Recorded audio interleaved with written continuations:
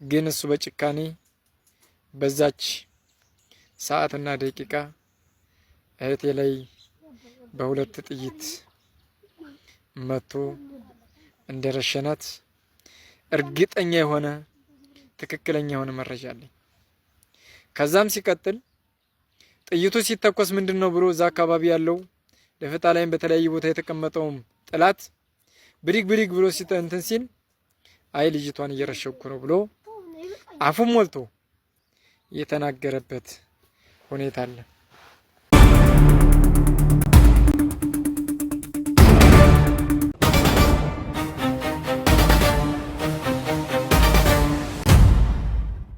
የህሊና ጸሎት ለአንድ ደቂቃ ያህል እያደረኩ ነበረ። ለዚያ ነው በዝምታ የምታዩኝ ማለት ነው። ከዚህ በመቀጠል በርካታ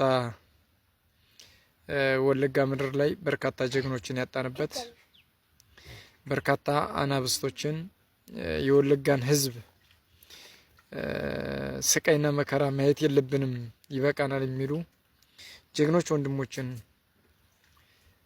ራሳቸውን አሳልፈው ህይወታቸውን የሰጡ ጀግኖች ወንድሞቻችን ለማስታወስ ያን ነው በዛ በዝምታ ያያችሁ ማለት ነው።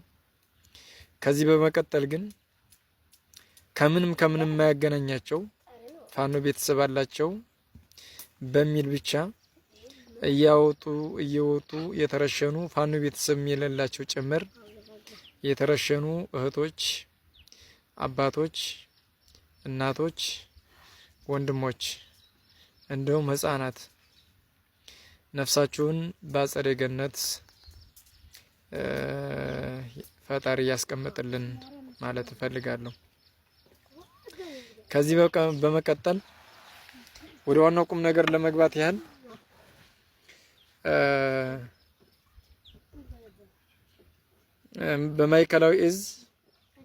ማዕከላዊ እዝ በሚባለው በ101ኛ ኮር 69ኛ ክፍለ ጦር ምክትል አዛዥ ሌተናል ኮሎኔል ዘውዱ የሚባል ወይም በቅጽል ስሙ ቁሬ ተብሎ በሚታወቅ በጣም አጸያፊ አስቀያሚ በዚህ ምድር ተደርጎም ተሰምቶም ታይቶም በማይታወቅ ሁኔታ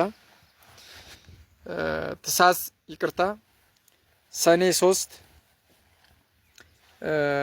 የኔም ቤተሰቦች ለማገት ተንቀሳቅሶ ከዛ መካከል አንድ የ18 አመት ወጣት ሴት ልጅ ያገኛል። እሷን ልጅ ወስዶ እንግዲህ እንዴት እዛ ውስጥ ያለውን ግፍ፣ መከራ፣ ስቃይ፣ እንግልት ባላውቀውም ግን በአሰቃቂ ሁኔታ እህቴን እንደረሸናት የሰማሁበት ቀን ቢኖር ዛሬ ነው። ያም ይሁን ሰኔ 6 ለ7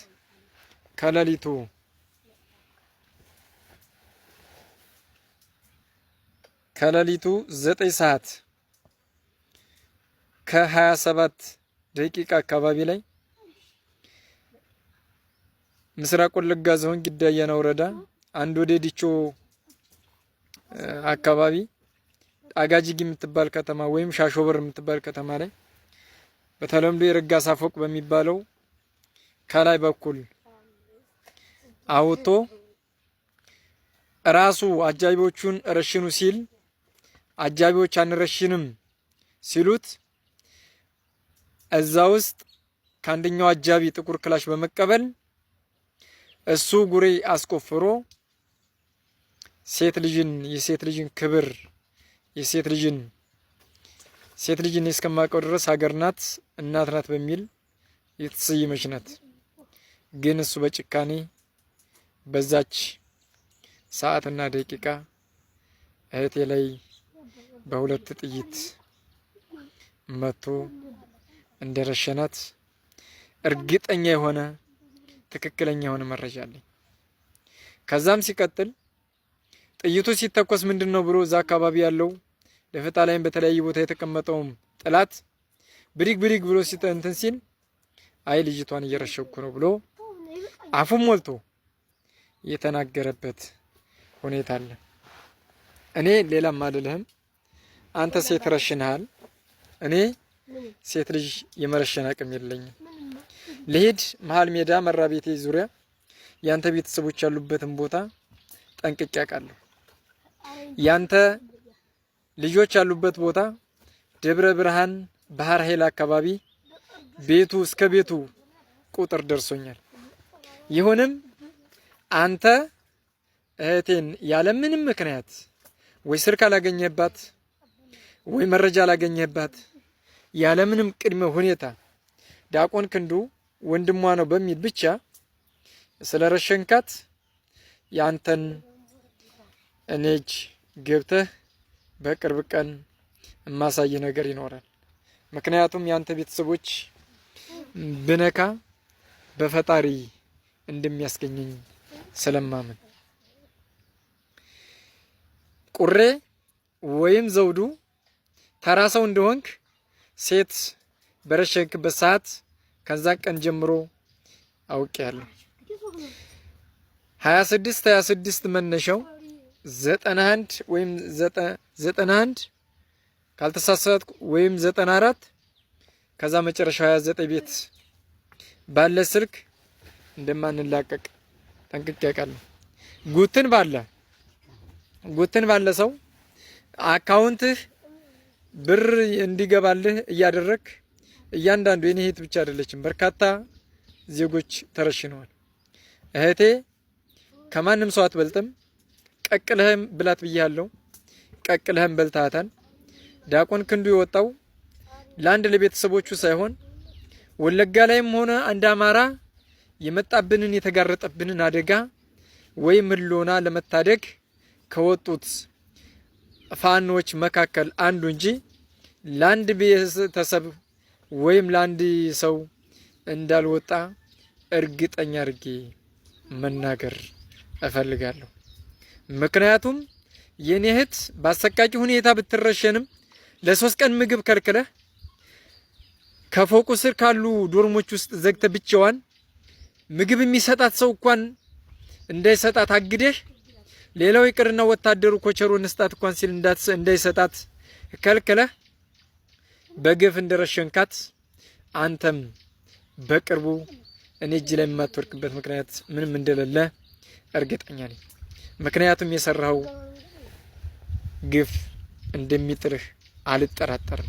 ብርጋዴር ጀነራል አስናቃይተ ነው አሊ ሽማግሌዎች ላይ እነ ቄስ መንግስቱ ላይ በተፋ በ2 ሳምንቱ ወደ ማይመለስበት የተሸኘ ነው። እኔ አንተን የምፈልገው በአካል ተገናኝተን ችግራችን ተወያይተን በሚገባው ቋንቋ አነጋግሬህ ያን ጊዜ ነው። እመነኝ አደርገዋለሁ። የእህቴ ደም በከንቱ አንድ ወዲያ አካባቢ በርካታ ሰዎችን ረሽነሃል። የእነሱን ደም በከንቱ ፈሶ እንደማይቀር እርግጠኛ አድርጌ መናገር ፈልጋለሁ። ስለዚህ ዘውዱ ተራ ሰው ስለሆንክ እስከ መጨረሻ ድረስ ስለማንላቀቅ እኔም መምጣት እስካለብኝ ድረስ ጡረታ እንደምትወጣ ሰምቻለሁ። ጡረታ ወጣህበት ቦታ እንደምመጣ እንዳትጠራጠር። ምክንያቱም 3 ቦታ ላይ ቤት አለ። እስከ ቤትህ እስካለህበት አቅጣጫ ስለሰማው ችግር የለብኝም። የሰው ልጅ የገጠመና የገጠመ አካልን መስራት እየቻለ ምንም በማያውቁ አካሎች ግን ምንም የማያውቁ ዜጎች ግን በእንዳንተ ያለው ለኢትዮጵያ ነው የቆምኩ በሚል እርካሽ አስተሳሰብ ባለው የገንዘብ ሱስ ባለው አካል ብዙ ዜጎችን ማጣት በጣም ስለሚያም ከወዲሁ ነግሬህ መምጣት ስለምፈልግ ነው። የተረሸናችሁ በሱ ሰውዬ እጅ የተረሸናችሁ በሙሉ ነፍሳችሁ በአጸደ ገነት ይኖር ያኖርልን ፈጣሪ።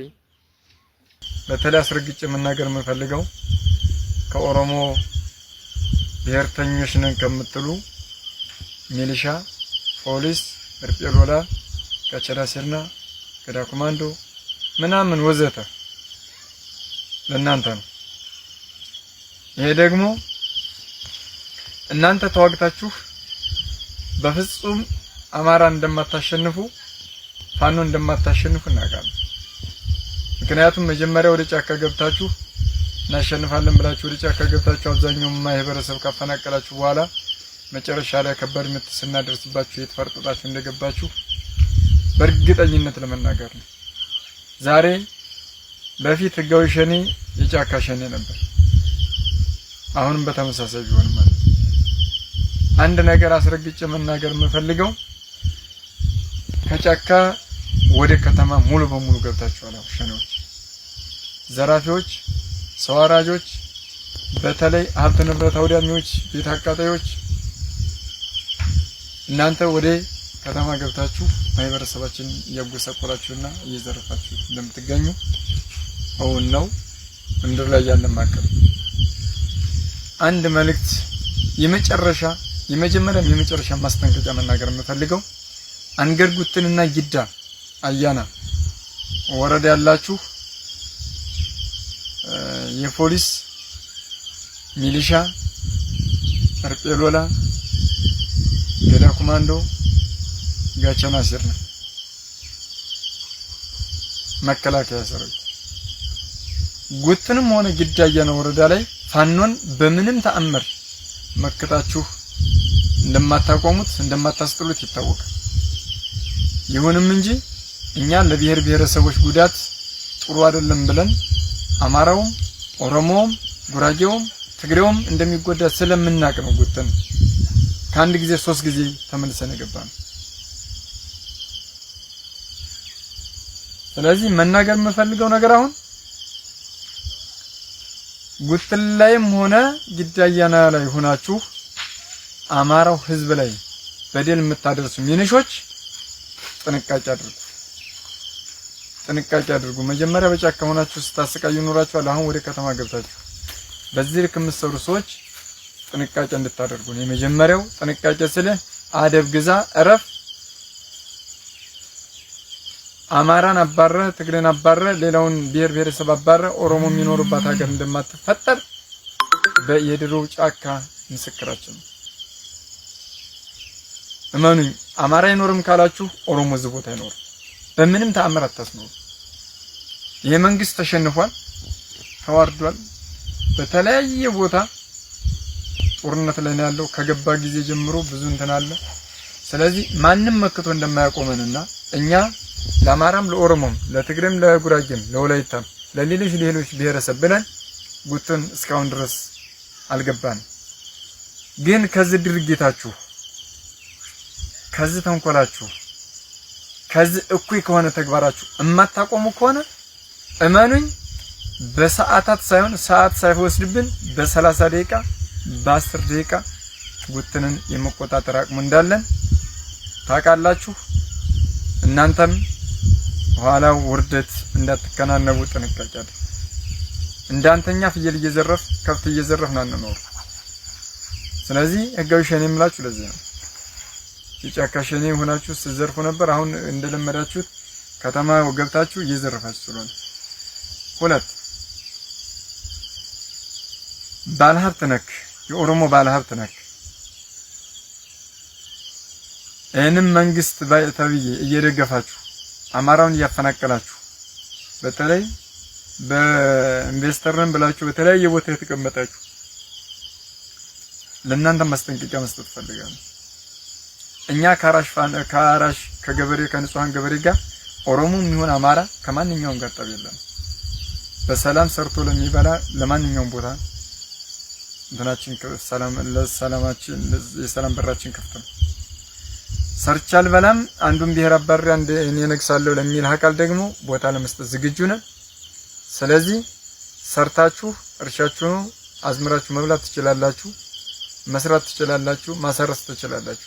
ከዛን ውጪ ግን የአማራን ሀብት ንብረት ይዛችሁ አንሰጥም ብላችሁ የሆነ እንትን ላይ የተቀመጣችሁ ሰዎች እመኑ የእናንተም ዋጋችሁን እንሰጣችሁ። 3ኛ እኛ ኦሮሞ፣ አማራ፣ ጉራጌ፣ ትግሬ ቅድም ገለጻ አድርጌላችኋለሁ ለእናንተ ብለን እንጂ ጉትም መግባት እንደማያቀተን እናንተም ታውቃላችሁ፣ እኛም እናውቃለን። 3ኛው በዋናነት በተለያዩ ቦታዎች የተፈናቀላችሁ ባርቁምቤ በመንደር 6 በመንደር 4 እንደገና ደግሞ ለሊ ጋድና ምናምን ይሄ በዚህ በተለያየ ቦታ ባሊ በተለያየ ቦታ የተፈናቀላችሁ የኦሮሞ ተወላጆች የአማራ ተወላጆች እናንተ ገብታችሁ ስራችሁን መስራት እንደምትችሉ ማረጋገጥ እወዳለሁ። በእርግጠኝነት ነው የምነግራችሁ። ግቡ፣ ስራችሁን ስሩ፣ እርሻችሁን ረሱ። ሚኒሻ፣ አድማ ብተና፣ እርጴሎላ፣ ገዳ ኮማንዶ ምናምን አብሯችሁ ከመጣ እነሱ ላይ እኛ የምንወስደው እርምጃ ይኖራል። እነሱን አንፈልግም። ከዛን ውጭ ግን ማንኛውም የኦሮሞ ተወላጅ አርሶ አደር ነግዶ የሚበላ ማንኛውም አካል ጋር ጠብ እንደሌለን ሰሞኑን ፊት በቆ ገብተን የታጠቀን አካል ብቻ እያባረን መተው ሊዘርፉ መተው ለሊ ፈንድቅ አካባቢ ለመዝረፍ የመጣውን ኃይል እንዴት አድርገን መተን እንደመለስ ነው ታውቃላችሁ። ፊት በቆ ያልገባ ነው ከማህበረሰቡ ጋር ያን ያልገቡብን ስለሌለ ነው። ስለዚህ እናንተ ጋር ያልነካናችሁም ያልመታናችሁም ንጹሃን አርሶ አደር ስላለ ነው። ሌላው ፈርጥጦ ከናንተ በፊት መሳሪያውን እየተኮሰ ወደ መንደር 10 ወደ መንደር 1 እየፈረጠጠ እንደሄደ እናንተም አይታችኋል፣ እኛም አይተናል። ስለዚህ አሁንም ቢሆን ከንጹሃን ዜጋ ከማንኛውም ኦሮሞም ይሁን ትግሬ ገብታችሁ ስራችሁን አማራም ይሁን ጉራጌ ገብታችሁ ስራችሁን እንድትሰሩ ስንል ማሳሰብ እንፈልጋለን። ከዚህ በዘለለ ግን የኦሮሞ ሚሊሻ ልጅህን ብታሳድግ ይሻላል፣ እርጴሎላ ልጅህን አሳድግ። ከዛን ውጭ ምን ላቀቅ መስሏል? እስከመጨረሻው የህይወታችን ህቅታ እስካለች ድረስ እናንተን ታግለን ለማሸነፍ ዝግጁ ነን። ፈጣሪም ከኛ ጎን ስለሆነ እንደምናሸንፍ እርግጠኛ ነን። በደሉ በስቷል፣ ጽዋው ሞልቶ ፈሷል። ግፍ ተቀብለናል። ግፈኞች እስከሆነ ድረስ እናንተን እንደምናሸንፍ በእርግጠኝነት መናገር ፈልጋለሁ። ድሮን ጥሎ ለራሱ ብር ሲሰጠው የነበረውን ለኮሎኔል ዘውዱ ብር ሲሰጠው የነበረው ሰውዬ አስሮት ብር የሰጠውን ሰውዬ ሙስና ይቅርታ 250 ሺህ ብር ሙስና የተቀበለውን ሰውዬ ነው የገደለው። ንጹሃን ዜጋ ምንም የማያውቅ በግድ ታስሮ አሁን ደግሞ በሄሊኮፕተር እሱን መጣው ማለት ነው። ሌላ ህፃናትን 2 ህፃናት አቁስላቸዋል። የተለያዩ ነገሮች ከዛም በዘለለ ምንም አላመጣ። የፈለገው ይምጣ የፈለገው ይሁን እኛ ለመዋጋት ዝግጁ ነን፣ ለመሞትም ዝግጁ ነን፣ ለመግደልም ዝግጁ ነን። ማንንም ያስቆመን ኃይል እንደሌለ የመንግስት መሸነፉ ደግሞ አቅሙን የምታዩት በዚህ ነው። ስለዚህ እናሸንፋለን። ድል ለተገፋው አማራ፣ ድል ለፋኖ ማለት ፈልጋለሁ። አመሰግናለሁ።